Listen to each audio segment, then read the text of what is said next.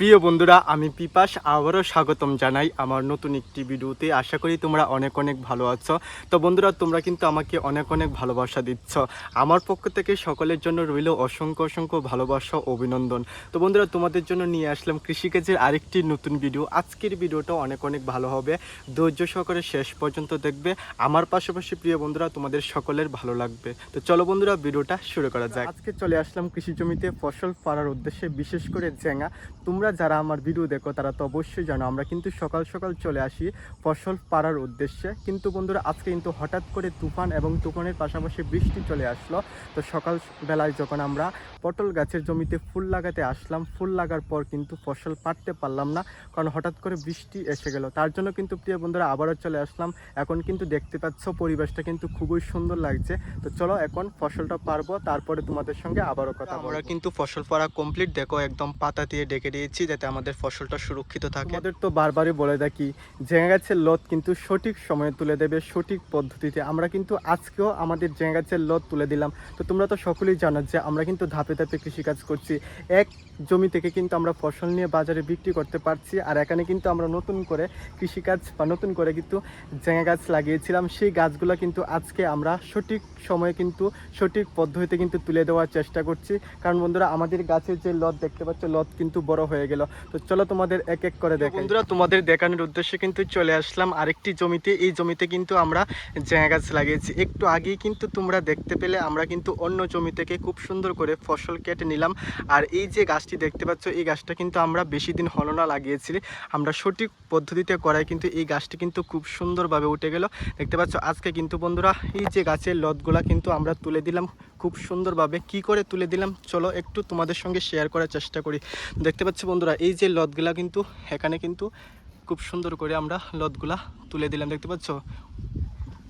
আশা করি বন্ধুরা তোমরা দেখতে পাচ্ছ। বন্ধুরা, এই পদ্ধতিটা অবলম্বন করায় কিন্তু বৃষ্টির হাত থেকে আমাদের ফসলকে আমরা রক্ষা করতে পারলাম। আমাদের ফসলের মধ্যে বা গাছের গুঁড়ার মধ্যে কিন্তু জলটা জমে নেই। তো কি পদ্ধতি অবলম্বন করলাম চলো সেটাই তোমাদের সঙ্গে শেয়ার করব। আজকে সকাল সকাল কিন্তু অত্যন্ত বৃষ্টি হয়ে গেল, কিন্তু বৃষ্টির যে জলটা সেটা কিন্তু আমাদের পটল গাছের জমিতে আটকায়নি। দেখতে পাচ্ছ আমরা কিন্তু এই কৌশলটা অবলম্বন করার পর কিন্তু এক পরিমাণ জলও কিন্তু আমাদের জমির মধ্যে আটকায়নি।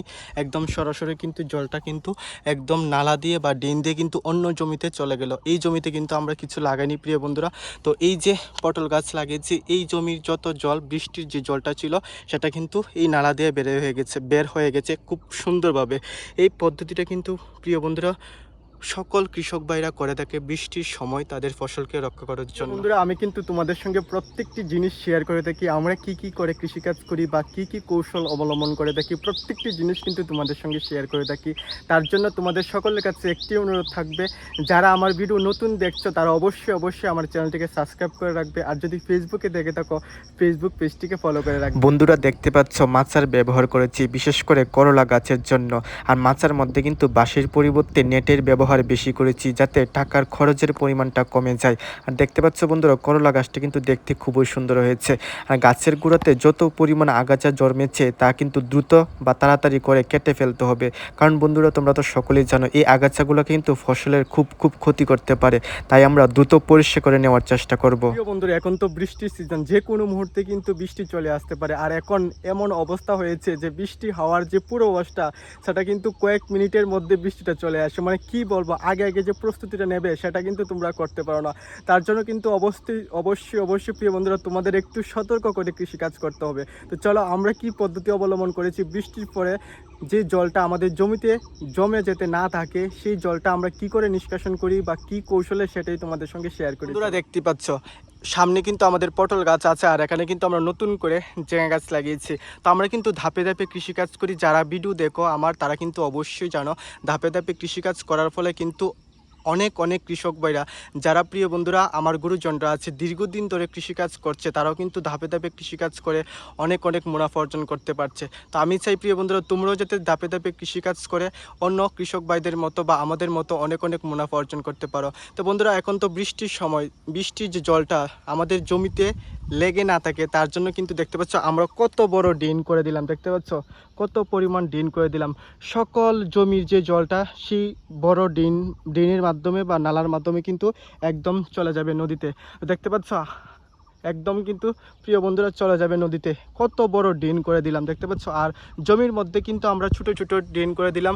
সেই ড্রেন দিয়ে কিন্তু যত পরিমাণ জল আমাদের জমিতে লেগে যায় সেই জলটা কিন্তু চলে আসে এই বড় নালা বা বড় ড্রেনের মধ্যে। তারপরে এই বড় নালা বা ড্রেনের মাধ্যমে কিন্তু সকল জল চলে যায় নদীতে। এইভাবে কিন্তু প্রিয় বন্ধুরা আমাদের ফসলকে আমরা রক্ষা করি বৃষ্টির সময়। তোমরাও চাইলে কিন্তু এই পদ্ধতিটা অবলম্বন করতে পারো। তোমাদের কাছে একটা অনুরোধ অবশ্যই করব, আমার ভিডিওটাকে তোমরা অনেক অনেক শেয়ার করে দেবে, যাতে তোমাদের মাধ্যমে অন্য প্রিয় বন্ধুদের কাছে আমার ভিডিওগুলো পৌঁছায়, তারাও যাতে আমার ভিডিওগুলো দেখতে পারে। শুধুমাত্র আমরা যে এই পদ্ধতিটা অবলম্বন করে বৃষ্টির হাত থেকে ফসলকে রক্ষা করি সেটাই কিন্তু না, প্রত্যেক কৃষক ভাইরা বা আমার গুরুজনরা যারা আছে, যারা দীর্ঘদিন ধরে কৃষিকাজ করছে, তারাও কিন্তু এই পদ্ধতিটা অবলম্বন করে তাদের ফসলকে রক্ষা করতে পারছে। তো দেখতে পাচ্ছ বৃষ্টির জলটা কিন্তু আর গাছের গোড়ার মধ্যে আটকে নেই, সব জল কিন্তু বের হয়ে গেছে খুব সুন্দরভাবে। প্রিয় বন্ধুরা আজকের ভিডিওটা এতটুকুই পর্যন্ত। আশা করি তোমাদের অনেক অনেক ভালো লাগলো। আমার তরফ থেকে সকল প্রিয় বন্ধুদের জন্য রইল অসংখ্য অসংখ্য ভালোবাসা। তো বন্ধুরা তোমাদের কাছে একটা অনুরোধ অবশ্যই করব, যদি ভিডিওটা ভালো লাগে থাকে তাহলে অবশ্যই একটা লাইক করবে আর কমেন্ট করে জানাবে ভিডিওটা কেমন লাগলো তোমাদের কাছে। আমি কিন্তু প্রত্যেকের কমেন্টে রিপ্লাই করি প্রিয় বন্ধুরা। তো প্রিয় বন্ধুরা সকলকে ভালোবাসা, সকলকে নমস্কার, এ কথা বলে সকল প্রিয় বন্ধুদের কাছ থেকে বিদায় নিচ্ছি।